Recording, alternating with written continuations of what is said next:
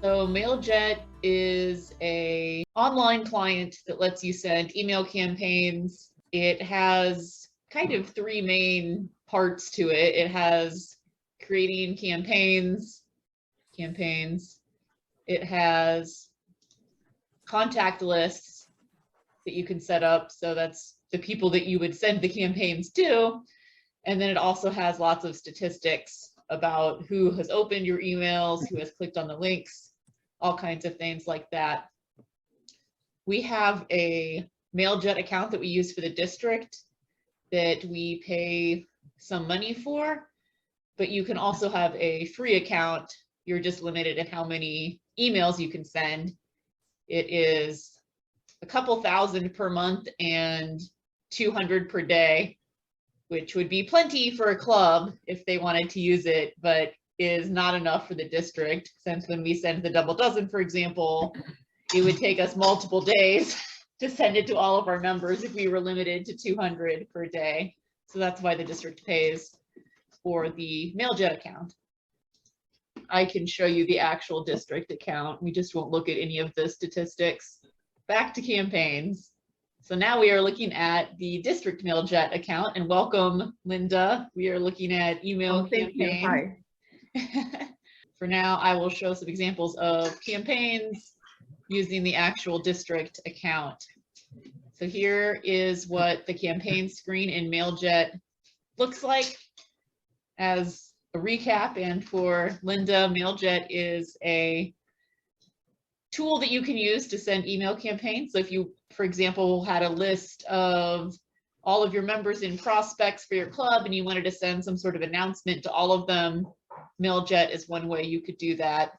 There's a free version that lets you send up to 200 emails per day. Our district pays to be able to send more than that so that we can email our entire district all at once. So this is the district's account where I have some campaigns. I can create a new campaign, or I can look at one of the campaigns we've already done. Let's look at the January double dozen as an example. So here we can see we can see the stats about campaigns that we've already sent. So this is an example of a campaign that was already sent. We can see how many, if the emails were opened, how many were clicked, and if anyone unsubscribed. These stats I've noticed are not entirely accurate. I think some email clients send back whatever message saying the email was opened, even if it really wasn't opened. So I've noticed that some of them from certain companies show as opened right away. So I don't think those are actually being opened, but it just gets you a general idea of how many people are reading your emails and clicking on the links, even if the exact numbers aren't exactly correct. You can see details of who is actually clicking on it. I'm not going to show that right now because I don't want you to see the information for our members. I don't want that to be on the recording, but it is possible to click through and see additional details about who is Jessica, your emails. Yes. So the first one is who opened it. Yes, this is how many of the emails were opened. And what's that 57? So that is saying how many people clicked on a link. Okay. So it's 25% of the emails that were sent were opened, and then of the ones that were opened, 57% of those were clicked on. One of them was clicked on. Yeah. So that's nice. I've used that before to see, okay, who is actually clicking links for the double dozen, because those are good people that those are people that I can ask if they want to help with various things because they're at least reading the double dozen. So yes. I've used that as PRM before to say, okay, who's actually reading what I send out? So if I wanted to create a new campaign, I can go back to my campaigns and create a new campaign.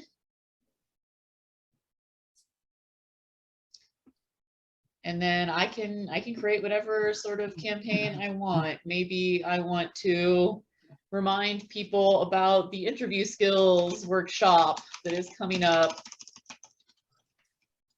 So this campaign name is just for me to refer to.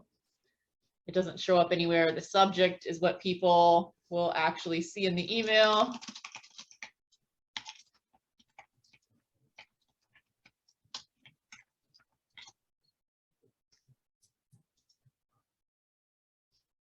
From is who's actually sending the email.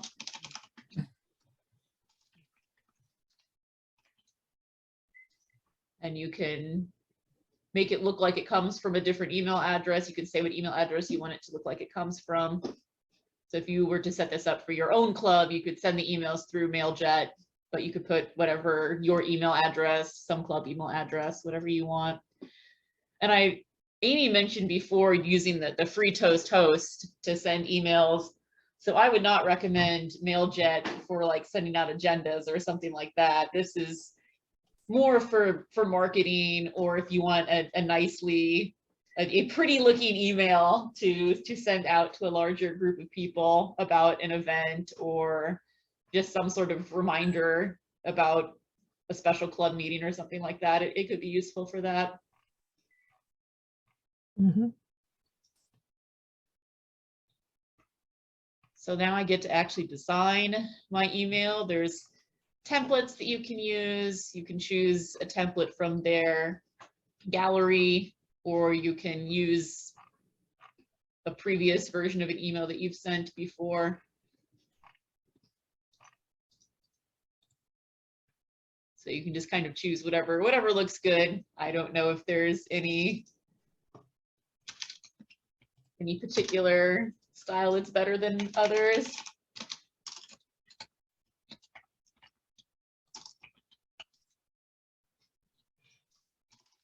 And of course, I would flesh this out more before I actually send it, but so you could have like a little summary and then details. You can add pictures.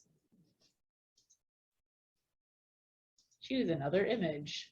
So then I can import a file with an image, or if I have a link to an image I want to include, I can do that either way. So that's the basics of making the email. Just like if you were using your regular email client, you have the subject, you have the content of the email. The thing that's things that are a little different are that there's more variety in how you can design and lay out the email versus just typing it like you normally would. And then you can also say which email address you want to send the email. So you may notice that with the district, you often get emails that say they're from Keith or Cindy or somebody else, that I'm the one that actually set them up and sent them on their behalf through this system. Any questions or comments about any of that? Yeah, I'm very familiar just over the years, having seen it used. It looks very nice. I don't know, what you're showing, the mechanics of actually how you're making it happen is interesting. Yeah, I mean, I knew there were probably templates, but it's interesting to see what all goes in to sending those. They look very nice once we receive them. Yeah, lots of it is just using the templates that they have, and you can preview and test them out. So I can click this preview email button to see how this would look on a phone if somebody reads it on their phone or on their desktop. And then I can actually send myself a sample email too. I do that a lot. Send a test email. Send one to me. And then I can see how it actually looks.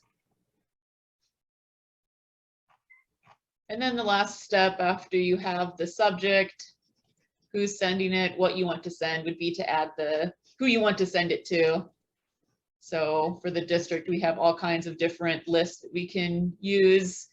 I specifically have a list for the Double Dozen newsletter that I use for the Double Dozen newsletter, as well as a list for district members. I made those as separate lists very recently because some people may want to see the newsletter but don't care about the other district stuff. So I made two separate lists for that purpose.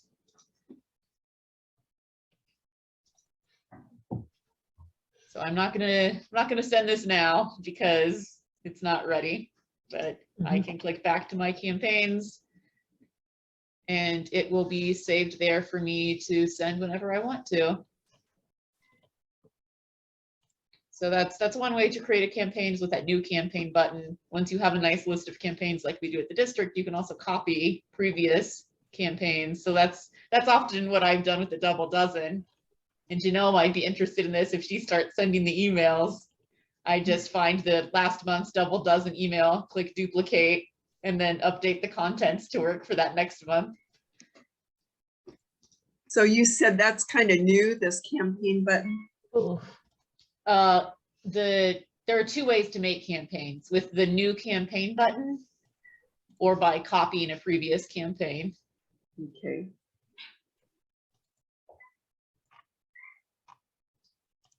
So that's the basics of creating the emails. The other important part is creating those contact lists. I think if I go to contact lists, you can see the list, but not the actual contacts. I just don't want to expose everyone's information on this recording. So yeah, we have all these different contact lists. You can also keep track of different lists of people. So for example, we have the whole district, we have base camp managers, we have club officers from different terms, and then you can always add, let's see, edit contacts. You can always add new contacts by clicking edit contacts. And then you can upload a file like for example, the membership list that district leaders can download from the Toastmasters.org, or if you're a club officer, your club membership list you can download from Toastmasters.org. And then there are different steps you can go through to capture the names, the email addresses, any other contact information you want to keep.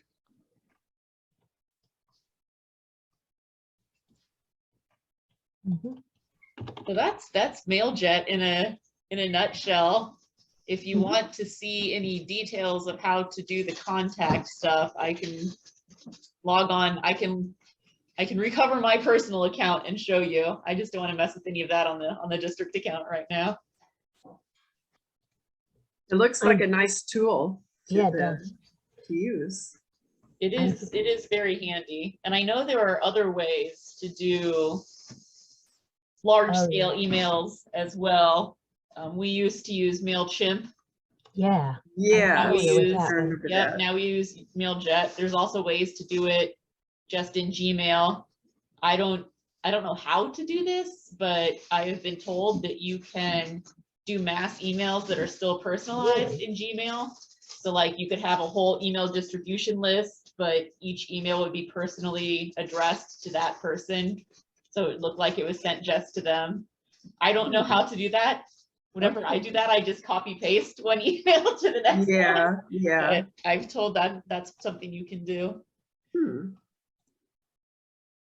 Mailjet does have that customization as well. I didn't show it tonight, but you can, when you're making your email, you can say, put the person's name here, or put their years in Toastmasters here. If any of you have gotten those anniversary emails, those are personalized using that feature of Mailjet. Very nice. Are there any other examples of effective emails that you've seen or received in Toastmasters? That's a great. That would be hard to describe. I've had quite a few effective ones, most likely from you, Jessica. Some do better than others. You've come through really well. I know many times on really good emails to reach people for various events we've had and reminders. Yeah, I think the challenge I have is giving enough information to get people what they need, to get them interested, but not so much information that they don't want to read the email. Yes. Yeah, it's a fine line. Sometimes. Our friend Tom Calling is an absolute master at sending really effective emails, especially to recruit people to an event or ask them to help with something. He Mhm. always puts like something like help needed or action Uh-huh. required in the subject line. Mhm. And he always puts what exactly is needed and when, usually in the first sentence or two Yeah, of the body Yep. of the email.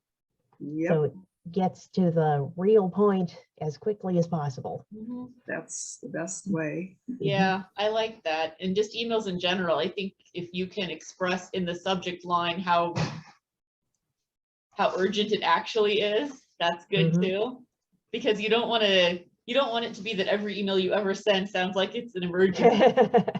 But Yeah, when it actually is something that needs like a response today, then you want it to be clear, this is something needs a response today versus this is something I can read when I get around to it. Mhm. It's kind of like your old journalism reverse pyramid style, where you get to the heart of it and then expand if people are still interested. Sometimes in an email, you don't even want to go that far. Keep it simple. Another thing I found in Toastmasters that I use personal or one-on-one emails for is when somebody submits a interest to our club, whether it's through Toastmasters.org or Free Toast Host. Mhm. Are you all in a position where you get those Yes. emails of like a prospect is interested in your club? Yes, Yeah. I have gotten them. Yeah, I always try to respond to those. And a best practice I have learned is that when I respond, I should include the other club officers Yep, so that so they you know don't get someone responded. duplicate responses. Any other experiences with email successes, emails that didn't go so well? At one point, I had access to a constant contact instance for some group or organization or another. So I'm familiar with the practice, and the tools, and that's one of the many, many tools for sending group emails, but I don't really have any particular experiences that I can relate to remember. Sorry. No, that's perfectly fine. Well, if there are no other questions or comments about emails, are there any other things any of you would like to discuss while we're here? Preferably in the realm of PR and social media, but any topic is fair game. I don't think she'd object, but get in touch with Jessica or not Jessica, sorry, get in touch with Rebecca Fegan, who every other Monday at 8:30 p.m. Central is running Coach's Corner, which is of course semi-related as it's often something club coaches deal with and touch on is PR and promotion for the club. Yeah, that's very true. And I was involved in that Coach's Corner last year when I was coaching a club that has unfortunately folded or is in the process of folding. But I enjoyed many of the discussions we had during those Coaches Corners, things about club identity and figuring out how to listen to the members of the club and really coach them rather than doing the work for them. That's the trick. Yeah, That's the trick that trap people fall into oftentimes. Yeah. The club you were mentioning, Jessica, are they still listed on the? Yeah, they are. They fall off after so many periods. Yeah. Yakety Yackers is the club that I was coaching. Yeah. Fortunately, the few members that were, well, the 2 members that were still active in that club are members now of other clubs. So at least the people are still in Toastmasters. That's too bad with that club, because I know with Kearney Toastmasters, they were dangerously close of being lost as a club. And then that's just amazing with what Andrew Wing and what they organized. And Melinda has been very devoted to try to bring something about. That's just an awesome success story. I just loved that article, how that came about. That was just the way you should do it. It was just amazing. Yeah. Mhm. and Yeah, I to was- have something that's kind of unique that people would be interested in that way. In that article, I was really happy with how that came about. That might be a story Yeah. worth sharing here. So I originally asked Andrew to write an article himself, and then somewhere in our exchange, he was asking me questions about what to put in the article and what would the general public actually be interested in. And it occurred to me that instead of the two of us trying to figure this out, we should reach out to the newspaper and ask them. And, Oh. and that writer Uh-huh. for the newspaper ended up interviewing Andrew and writing the article for us. Oh, that's okay. awesome. That's how it came across that way. Oh, that's great. Yeah, Cool. an actual writer for the Kearney newspaper wrote the article instead of us having to write it. We just That's I sent great. her- I That sent is her a awesome. snippet of what happened, like brief, like 2-3 sentences of what was going on. Mhm. And she emailed back with questions, and she ended up calling Andrew to talk with him, and that article at the Kearney Hub was the result. So I was very happy with that. That was my first success story in actually getting something printed in news media. And in the past, I've like prepared press releases and sent them out and Mhm. not gotten any response. But in this case, I literally just sent an email to this one reporter and said, hey, I thought you might be interested in this. And that time it worked. So Mhm. Mhm. And I think it was just the right topic, something that's of interest, that's unique, that probably drew them in also. yeah, And the yeah. multicultural thing is especially interesting too, Yep. bringing that in. That was great. Yes, I was very happy with that. So Yes. persistence, I suppose, is persistence and knowing a general sense of what people might be interested in. Yeah, and then the right contact and just timing, I guess. Yeah.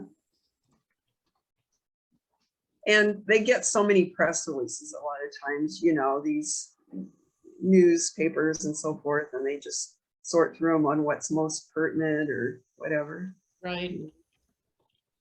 or what they have space for. It's hard to know sometimes. Well, and going back to our discussion of emails, they may not want to read a whole like 1-page press release. They probably just want like a few sentences to decide if it's something Yep. you would be interested in or not. Yep. There are a few types, for instance, with my work. And we used to, I was trained to make the press release succinct and, like I said, the top information. But anymore, we have these projects and the public's very interested in transportation projects such as the byway that we have going on in Lincoln and different projects. And so, and maybe the bridges that, the flooding that closed the bridges last year. Oh my goodness, we went into great detail in some of these press releases, and a lot of those papers would just print a lot of it verbatim. So, but the public wants to know on some of these things. So if it isn't real newsworthy. Yeah, no, that makes So, sense. I could see that if it's something people are already interested in, they would want a lot of detail. But if it's something that they may not realize they're interested in, yeah, just want that high level yeah, book. yeah. So it kind of goes against the grain of how I was kind of trained to make things succinct anymore. Some of those get kind of lengthy and involved for our work. But anyway. Well, I know looping it back to the emails, when I have to write a lengthy email, I often try to subdivide it and have headers for different parts Yes. of the Yes. email so people can easily scan to the part they care I'm glad you said that. In articles I write, we're encouraged to do the subheads for the longer articles. Helps break it up, and pictures, of course, and things like that you can do. Yeah.